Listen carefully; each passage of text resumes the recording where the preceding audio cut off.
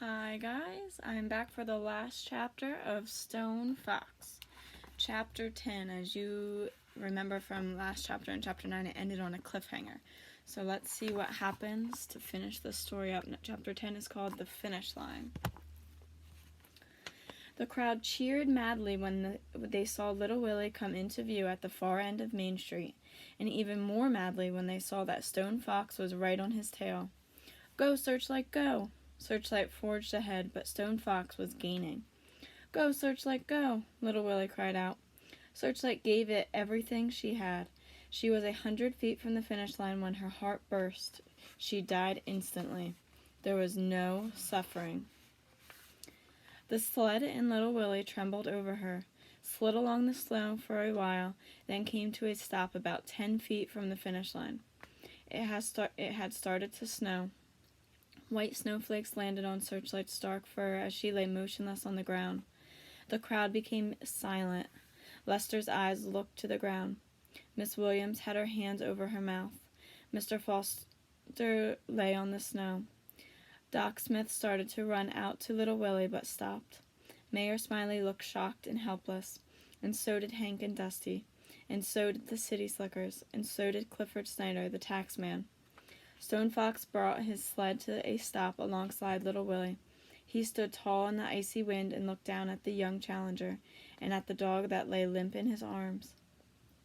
"Is she dead, Mr. Stone Fox? Is she dead?" Little Willie asked, looking up at Stone Fox with his one good eye.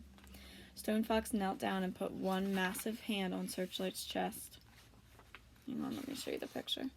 This is Little Willie comforting Searchlight as Stone Fox looks over. He felt no heartbeat.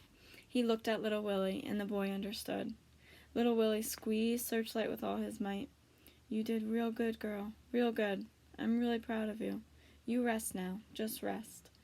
Little Willie began to brush the snow off Searchlight's back. Stone Fox stood up slowly.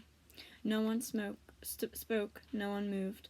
All eyes were on the Indian, the one called Stone Fox, the one who never lost a race, and who now had another victory within his grasp.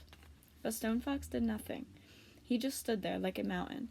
His eyes shifted to his own dogs, then to the finish line, then back to Little Willie holding Searchlight. With the heel of his moccasin, Stone Fox drew a long line in the snow. Then he walked back over to his sled and pulled out. Down at the end of the main street, the other racers began to appear. As they approached, Stone Fox fired his rifle into the air. They came to a stop. Stone Fox spoke. "Anyone crosses this line, I shoot." And there wasn't anybody who didn't believe him. Stone Fox nodded to the boy.